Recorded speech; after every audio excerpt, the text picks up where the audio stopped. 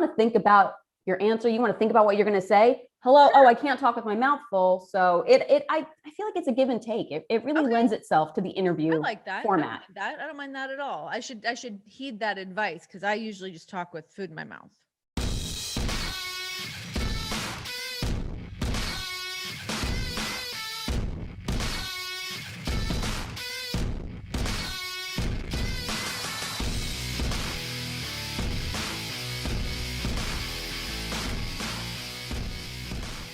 Hello, my friends, and welcome back to Let's Get Cereal, the weekly show where I, your host, Alyssa Marino, eat cereal, talk about stuff, and sometimes talk to people. And what a people we have today.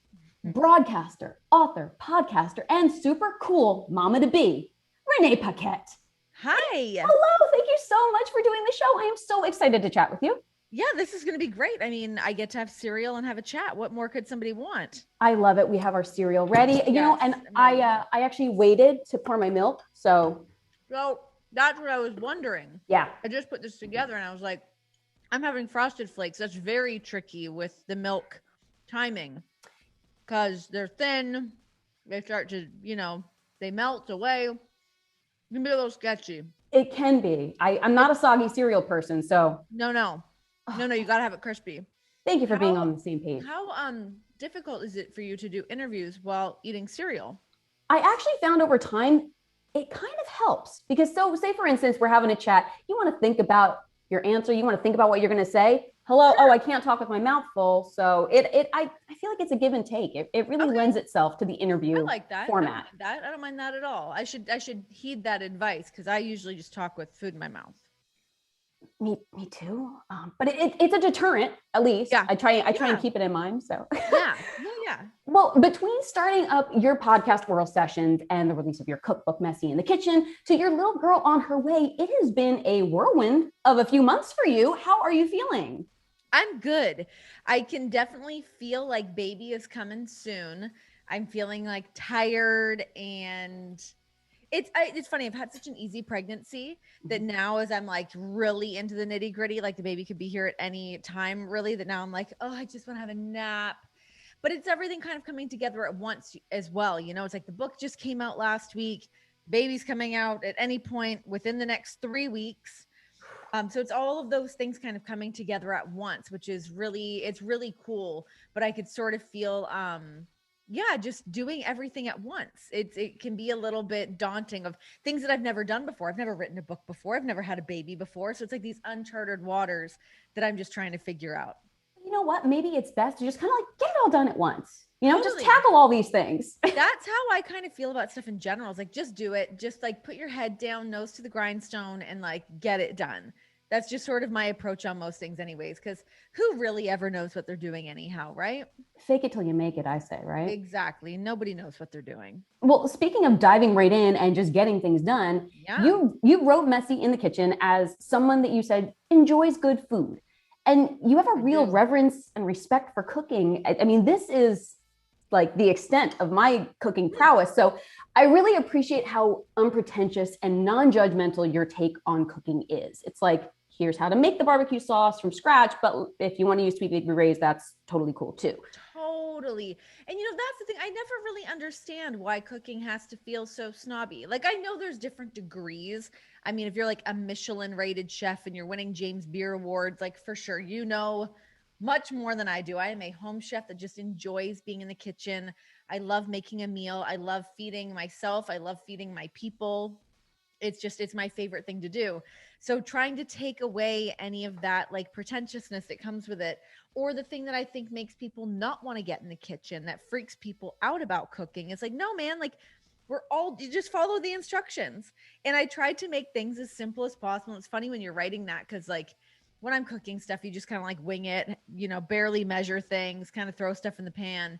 So when you're actually writing it out, you're like, oh God, you've got to like write down every little thing. And yeah, like the barbecue sauce, where I'm like, okay, I guess because I'm writing a cookbook, I should make a barbecue sauce, or I should make this other kind of a marinade rather than, just buying one. But by all means, if you just want to go to the grocery store and buy something that's like a pre-made barbecue sauce or a pre-made pie crust, even, like, be my guest.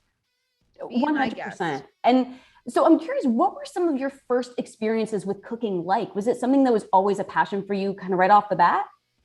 Yeah, I mean, I guess kind of like my mom has always been like quite the like busybody in the kitchen too. She bakes a lot. I'm not a huge baker, but she's always like, you know, even when we were kids would be like she'd be in there making like scones or biscuits or whatever. So she's always been pretty active in the kitchen and I would always kind of get involved while she was doing that stuff. And then I think as I sort of started to like do my own creative endeavors in the kitchen, I don't know. It's just something about it. Like, I don't know if it started from like watching like Food Network stuff or just like reading through other cookbooks. Like, I am a cookbook collector, which is Mm. why I wanted to have my own cookbook. I love flipping through them. I love reading them. I love looking at the pictures, coming up with new ideas, reading different food blogs, following all the stuff on Instagram that I know we all do, and sort of just having different ideas come together and then sort of creating your own little like brainchild things like the shepherd's pie pierogies or the clam chowder poutine or the French onion soup grilled cheese, like kind of mashing together some of my favorite things. Or now being out in Las Vegas and away from Toronto, there's different things that from Toronto that I can't get here. So I'll try to make it myself, which sometimes works out, sometimes it doesn't. But you got to try. And that's half the battle is the trial and error. So, Totally. and as you were saying, you explored the world through your travels and you embraced a lot of food inspiration from other cultures. I believe that it was the corn soup that was inspired by a trip to Japan. Yeah. And you have quite a varied range of recipes in Messi in the kitchen. So Yeah. is there a certain go-to comfort food? You mentioned, food from Toronto, or is there a particular dish that just always makes you feel good? For me, I think it would have to be like any kind of a pasta dish, anything that's like carby, that's going to be a feel good one for me. Like the shroomy pasta one, shroomy bacon pasta, that one's always amazing. I just made the stuffed shells the other day as well. Those are just great things to have in the fridge. And those are things I'm starting to think about now as I'm like, oh my God, I'm about to have this baby. I should cook a bunch of stuff so I have all these things in the fridge so that I'm good to go. So I'm not in like this crazy pinch when all of a sudden I realize I'm absolutely starving out of nowhere. But yeah, I mean, there's, I guess, like in terms of like other like comfort things, like the whole chicken is one that is always a staple go to for me. Even just like the salmon grain bowl, I've not had that in a long time because my taste buds have actually changed quite a bit during pregnancy. But prior to that, that was the meal I had the most. So is it anything that's like fancy and gonna like knock your socks off? Maybe not, but it's a thing that I eat very frequently. Or like the sheet pan fajitas that like they always turn out great. They're a crowd pleaser and they're so easy to make, very easy cleanup. Like there's some things like that that kind of make making a meal seem a little bit more accessible. Like, oh my gosh, my kitchen going to be a disaster after I've made this. Even though the book is called Messy in the Kitchen, it's about kind of cleaning as you go and sort of trying to juggle it all while you're in the kitchen. I mean, throw all caution to the wind, but sometimes after your kitchen's just been cleaned, you're like, oh, do I really want to like make a crust and get flour everywhere? Is it worth it? Yeah. Sometimes it is, but Yeah, sometimes it is. Sometimes it is. I totally can appreciate that. I feel like sometimes it's the less pans I have to use, the Yeah. happier that I am, and the more Yeah. likely I am to do it. You spoke in the virtual book signing about cleaning out the fridge recipes like the pasta primavera. Yep. What is your most proud moment, and maybe a recipe that didn't make it into the book, of turning something that seemed really not so promising into something that was surprisingly very tasty? One thing that I always do when I'm kind of doing one of those clean out the fridge moments. I mean, I usually will veer towards turning it into some kind of a pasta dish, because I pretty much always have tomatoes on hand. I always have garlic on hand. So if that's sort of a situation of like the tomatoes are getting a little soft, let's chop those up, let's cook those, let's add in a bunch of garlic, some different olive oils. Maybe you've got like some leftover like heavy cream or something. Drop a little bit of that in there and make like a really beautiful sauce to just top over your pasta, while also kind of going through like, what do I have in my freezer? Oh, I've got a bunch of frozen shrimp. Perfect. Let's toss those in there and just add a little protein into the mix. You can also do like some really great clean out the fridge dishes with like beans. Like if you have like a chickpea dish or, I mean, I feel like having canned beans on hand is always like a good move. So you can make like a great little salad and keep that in the fridge. And then that's a really great high end protein situation as well. And same kind of deal. You toss a little like balsamic vinegar in there, You could, add in just the garlic, some more salt and pepper, add in whatever other vegetables you might have left, and toss that together and keep that in the fridge for like a couple days. Easy squeezy lemon peasy. Exactly. And I swear anything with garlic, I'm usually there for. Me too. It's a wonder product. I love garlic always. I feel like I have to stop talking about food, or because I'm just getting hungry just listening to you describe food. Well, at least we have food in front of us. It's true. But now I'm like, ooh, I don't think garlic with cereal would be like a really smart move. Horrible. No. And my frosted flakes are very mushy now. Yeah. It's the nature of the beast when it comes to eating and chatting. Yeah. But from a celebrated author to a trailblazing broadcaster, you made history as the first ever full-time female commentator on Monday Night Raw. And you've worn a lot of different hats through your time in WWE. During your Oral Sessions episode with Rhea Ripley, you mentioned the term pre-show panic. And as someone that's done commentary and ring announcing, I've definitely felt that. So was there ever a sense of nerves or anxiety in your various roles? And how did you manage that or get through it? Yeah, you know what, the honestly, the hardest things for me that I always found were doing, because I hate doing very serious things. I've never taken myself very seriously. And that was one thing that I always kind of struggled with, was I think that Vince always sort of saw me as this like very professional broadcaster, which I was like, oh my God, who told him that? What the? So that always kind of threw me for a bit of a loop. But they would have me, if we were doing like bits with like Susan G. Komen or with Special Olympics, and like these are amazing things to be able to be a part of. But I was always so nervous I was going to screw up that information. And you walk out there and it's like, oh my God, I don't want to like mess up a statistic or get a number wrong, or it is a very important, heavy subject. So you don't want to go out there and get that wrong information. So anytime I would do something like that, I would go over the script. And that's just like not really conducive to how I work. I like to just have point forms or point, just like point. I cannot talk right now. Pregnancy brain. We'll call it pregnancy brain. Bullet points? But I would just have the little bullet points, Got you. notes, Got all you. of that. Thank you. Oh my God. But I would just, usually that's how I kind of work, is like, okay, I know I've got to get to this and this and this, or like, this is a word I need to get in. But when you're rattling off a bunch of different things and you're bringing people out onto a stage and like all those things, that would always be the times that I would get very, very stressed. I remember Stephanie McMahon pulled me aside one day and she was like, you have been going over the script all day. I'm like, I know. And it's because and that's when I get in my head, when I think I'm going to mess something up, I'm going to mess something up. Yeah. Or I talk too fast, or there's definitely like some room for error with that. And I'm like, get this stuff absolutely accurate. Do not mess it up. So those were always moments that I'd get like sweaty palms, like, oh my God. But like, obviously happy to do it. It's for a great cause, but don't be the one that messes that up. And it's always there is, I feel like, such a thing as over preparing, where it's like, you're so, yeah. And like I generally am a big preparer, but I'm a preparer in the sense that I can prepare, retain whatever information, and then throw it away.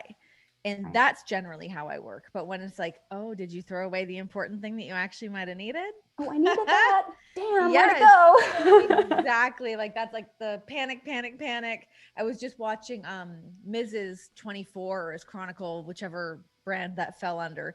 But when he came out and Vince wanted him to be like the host, like the Ryan Seacrest, and he was doing like the Diva search thing and he forgot the phone number. And I'm like, oh my God, like that's the panic. That is the panic of like that's the crucial information. It's numbers. You have to have that stuff memorized. If you don't, you look like a dumbass. So that's always very stressful. 100%. But still, as such a pioneer through all of the different facets of your career, and with a little girl on the way, it feels like it's all about girl power, Yes, absolutely.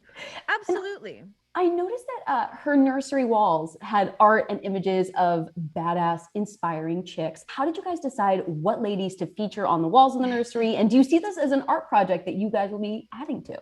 Yeah, I would love to. When I initially started like putting together ideas for her nursery, there was a wallpaper that I really wanted. And it was this beautiful wallpaper with all these like weird little like quirky forest creatures.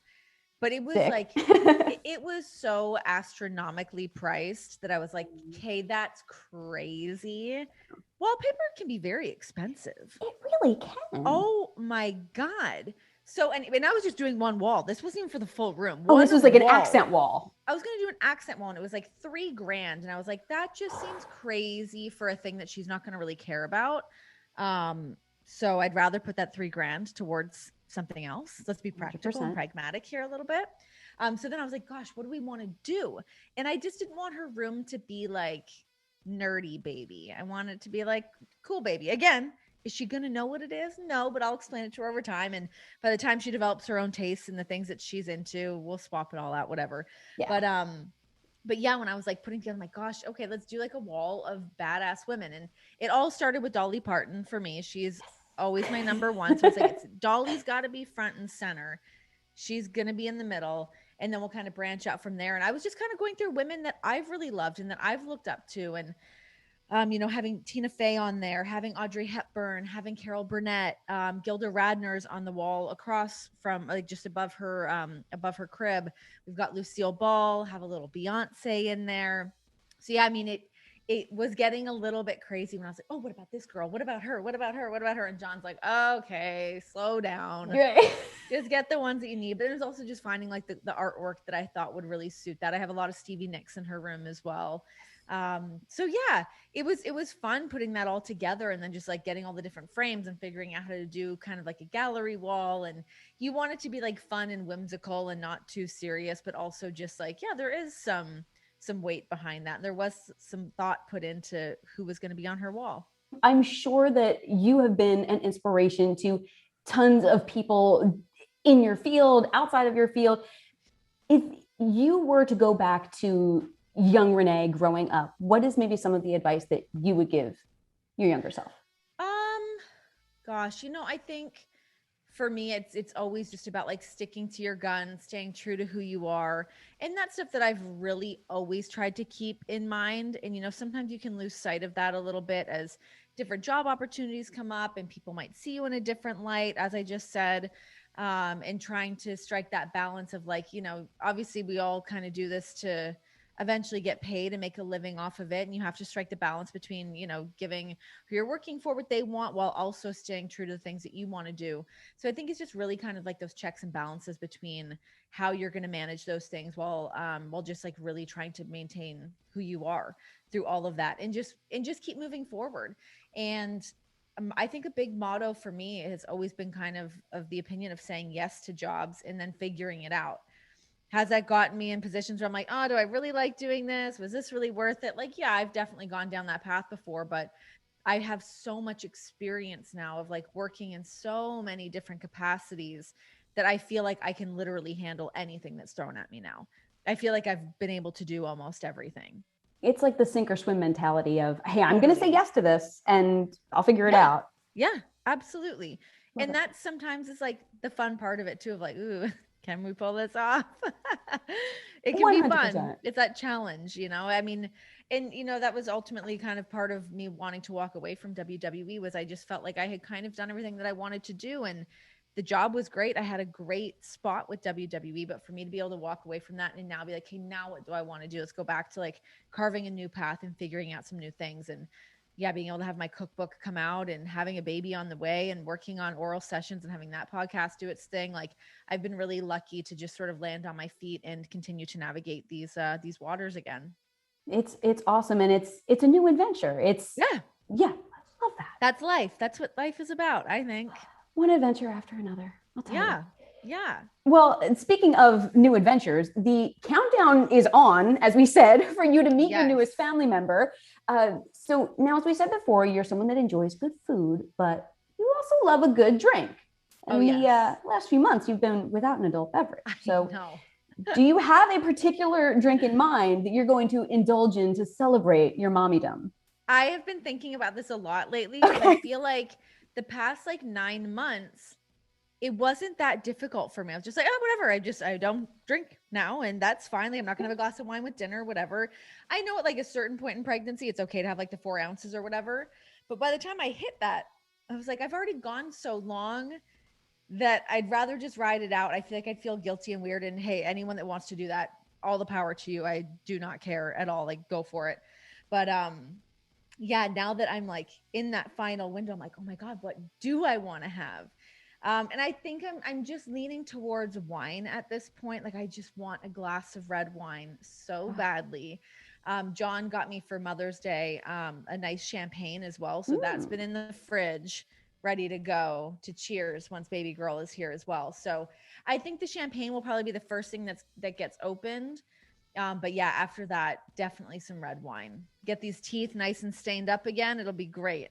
I'm sure as much as you've missed it, it's missed you. So I agree. It's time. I agree. Yeah, I'm excited. I'm really excited to have that glass of wine and just like, we sit outside in our backyard a lot too. And we just like, hang around, have a cocktail and shoot whatever. So now for me to be like, oh my God, I get to like participate in that again a little bit. It's very exciting. And you'll have a new family member to join you. It'll be fantastic. Exactly. Yes.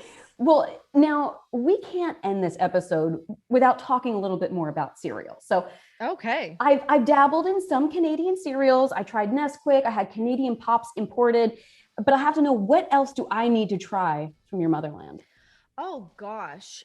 Cereal wise, what am I missing out from? I did just see that Tim Hortons came out with a Timbit cereal. I've not had it, but I'm very intrigued. I would definitely try that.